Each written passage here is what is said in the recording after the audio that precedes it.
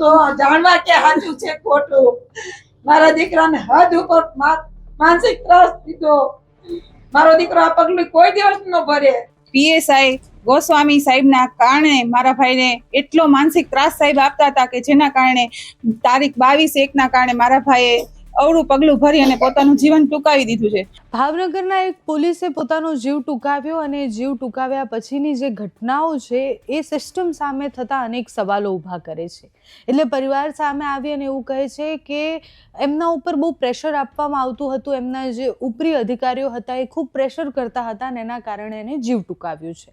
હવે તમે સમજો કે પોલીસ સિસ્ટમમાં કામ કરવું એ ઓલરેડી પ્રેશરની જ વાત છે. સતત તમારી આસપાસ બનતી ઘટનાઓ, તમારે જે ઘટનાઓ સાથે કામ કરવાનું હોય છે એ, અને પછી જ્યારે એવું કહેવામાં આવે કે એક વ્યક્તિનો જીવ, એક પોલીસનો જીવ માત્ર એટલે ગયો છે કારણ કે ઉપરી અધિકારીએ એમને પ્રેશર કર્યા છે, તો ઘણા બધા સવાલો છે. અત્યારે તો એ પરિવારે આરોપ લગાવ્યા છે, પણ વિસ્તારથી એ ઘટના વિશે વાત કરવી છે. નમસ્કાર, આપની સાથે હું છું પાયલ.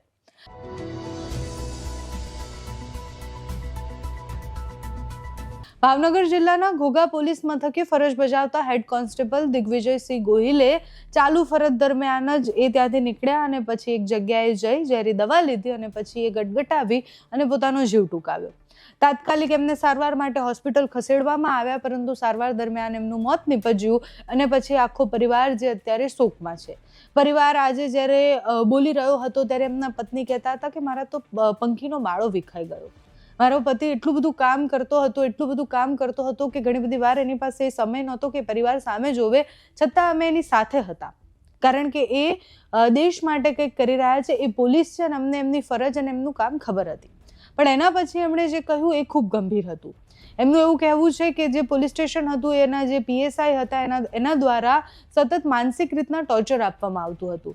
પીએસઆઈ ટોર્ચર આપતા હતા અને એમને સતત સવાલ જવાબ કરતા હતા અને જે રીતના વર્તન કરતા હતા એના કારણે એ ખૂબ ટેન્શનમાં રહેતા હતા. એટલે દિગ્વિજયભાઈ ટેન્શનમાં રહેતા હતા. પરિવારે આક્ષેપ કર્યા છે કે દિગ્વિજય પર ઉપરી અધિકારી પીએસઆઈ એટલી બધી પૂછપરછ ને એ બધું કરતા હતા કે તેઓ ક્યાં જાય છે, કોની સાથે જાય છે, તે બાબતની પાછળ પડી અને એમની તપાસ કરતા હતા. એ શું ખોટું કરે છે, શું નથી કરતા, કેવી રીતના કામ કરે છે, માનસિક રીતના એમના ઉપર દબાણ ઊભું કરવામાં આવ્યું હતું.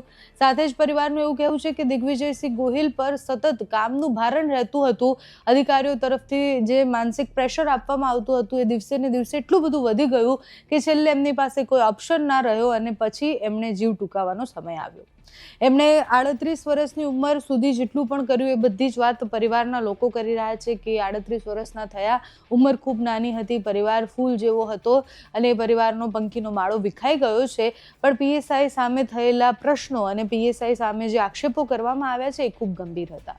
તમે ક્યાંય પણ કામ કરતા હોય એટલે તમે એ પ્રેશર સાથે જ કામ કરતા હોય. તમારા ઉપરી અધિકારી કે પછી તમે જેના પણ નીચે કામ કરતા હોય એનું દબાણ રહેતું જ હોય. પોલીસનું કામ પણ એવું છે કે એ દબાણ હેઠળ જ થતા હોય છે મોટાભાગના કામ, પણ એમાં કેવી રીતના સારી રીતના કામ કરવું એ ખૂબ મોટો ટાસ્ક રહેતો હોય છે. આ બધાની વચ્ચે જ્યારે પીએસઆઈના દબાણના કારણે કોઈ કોન્સ્ટેબલ કે પછી એના નીચેના કર્મચારી જીવ ટૂંકાવે છે તો એ કેટલી ગંભીર બાબત છે. આપણે જ્યારે વર્કિંગ આવર્સની વાત કરતા હોય કે આપણે જ્યારે કામની વાત કરતા હોય ત્યારે એનો ભારણ અને એના વિષય પર આપણે વાત કરવાનું ભૂલી જઈએ છીએ. એક માં અત્યારે રડી રહી છે, એક પત્ની અત્યારે રડી રહી છે અને માત્ર એવું કહી રહી છે કે અમારો પંખીનો માળો એટલે વિખાઈ ગયો કારણ કે એમના ઉપર કામનું ભારણ હતું અને એમના ઉપર એમના ઉપરી અધિકારી કામનું પ્રેશર આપતા હતા અને એ પ્રેશર એ સહન ન કરી શક્યા અને છેલ્લે એમને જીવ ટૂંકાવવો પડ્યો. એમનું નાનું બાળક પણ છે, એ પણ હવે નોંધારું થઈ ગયું એ પરિસ્થિતિમાં છે. પરિવાર ખૂબ કરુણ અને ખૂબ આક્રોશ સાથે કહી રહ્યા છે કે આની સામે તપાસ થવી જોઈએ. મારા જે પણ દીકરો છે કે મારા જે પતિ છે એને જીવ નથી ટૂંકાવ્યો, એને મારી નાખવામાં આવ્યો છે. એના ઉપર એટલું બધું પ્રેશર હતું કે એ લોકો ચાહતા હતા કે એનું મૃત્યુ થાય. આ આક્ષેપો ખૂબ ગંભીર છે. પરિવારના લોકો જે કહી રહ્યા છે તેના પર કરીએ નજર. તો જાણવા કે સાચું છે ખોટું. મારા દીકરાને હદ ઉપર માનસિક ત્રાસ દીધો. મારો દીકરો આ પગલું કોઈ દિવસ ન ભરે.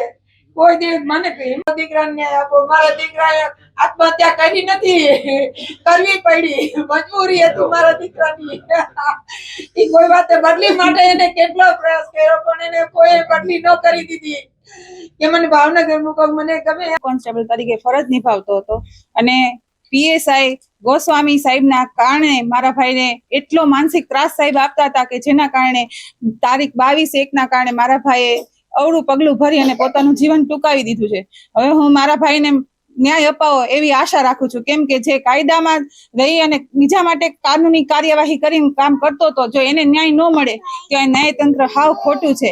મારો ભાઈ કોઈ દિવસ માનસિક આવી રીતે પગલું ભરે જ નહીં, એને કોઈ પ્રોબ્લેમ હતી જ નહીં. સાહેબના કારણે, એના પ્રેશરના કારણે મને ફોન કરીને કહેતો હતો, અને છેલ્લે એને આવું પગલું ભર્યું ને ત્યારે એને મને ફોન કર્યો કે દીદી હું આ જાઉં છું, મારી બધી વિગત મારા ગાડીમાં હશે.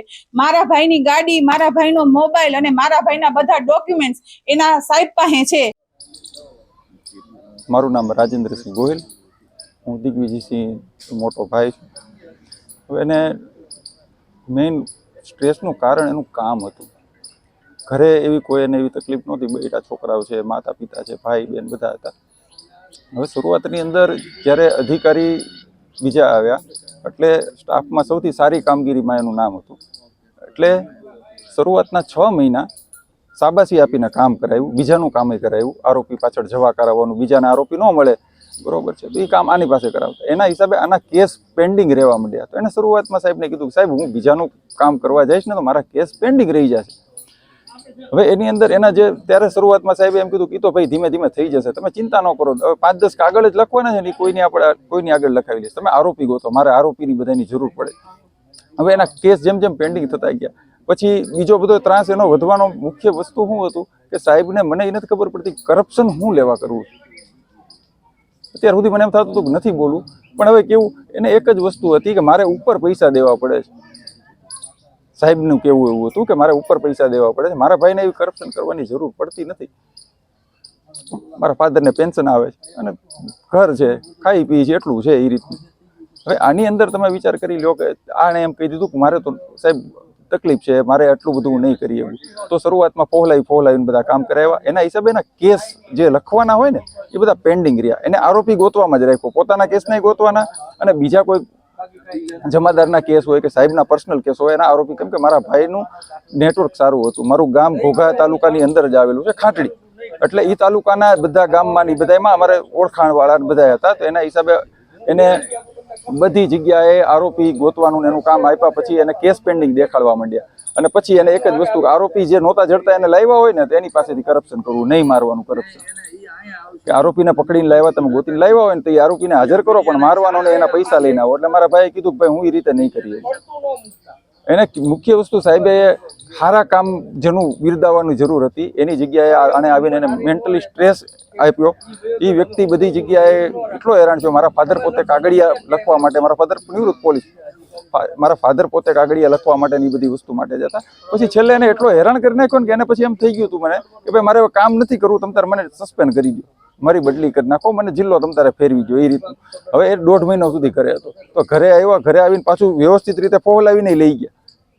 એવું નથી કે આવી રીતે ફોહલાવીને લઈ ગયા અને પછી પાછું શરૂ કર્યું આવું. આ જ રીતનું ફોહલાવીને લઈ ગયા, થોડાક દિવસ ગયા એટલે પછી પાછું આની આ વસ્તુ બધી શરૂ કરી.